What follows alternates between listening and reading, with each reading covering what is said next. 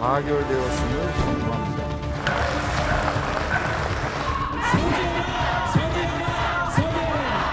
딸이 단식을 하는데 그럼 오늘 청귤일에 사회를 맡아주시오.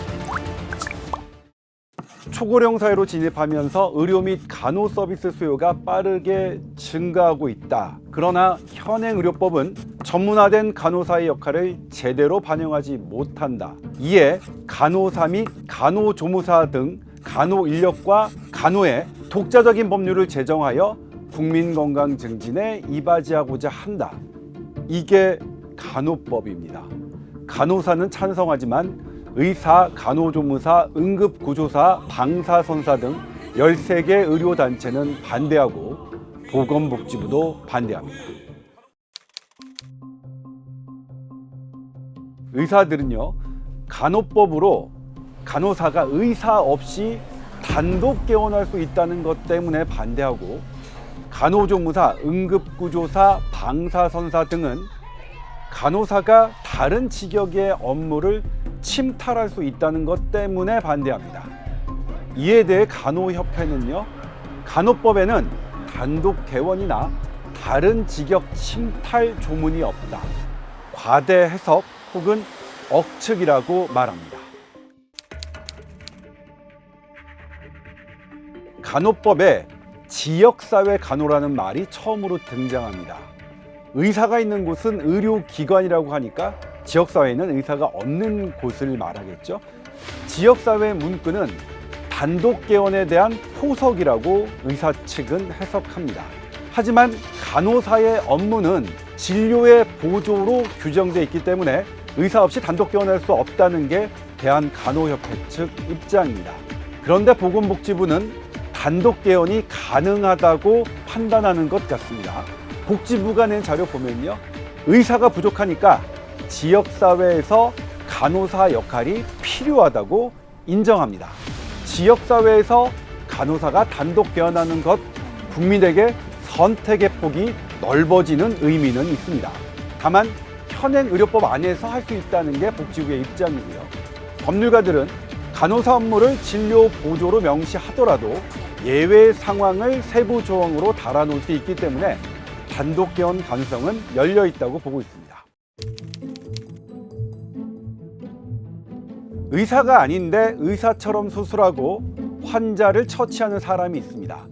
외국에서는 PA, Physician Assistant라고 하는데 단독 개원할 수 있습니다.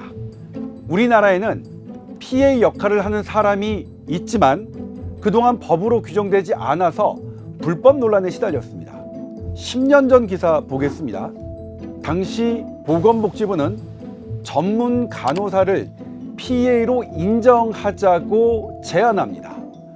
논란 끝에 지난해 전문 간호사 자격 인정 등에 관한 규칙이 공포됨으로써 전문 간호사가 합법적으로 외국 병원의 PA처럼 역할을 할 수 있게 됐고, 간호법은 이것을 갖고 왔습니다.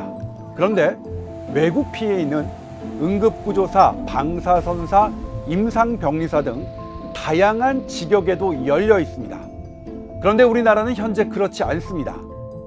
간호법이 이것을 고착시킬 수 있다는 우려가 있는 겁니다.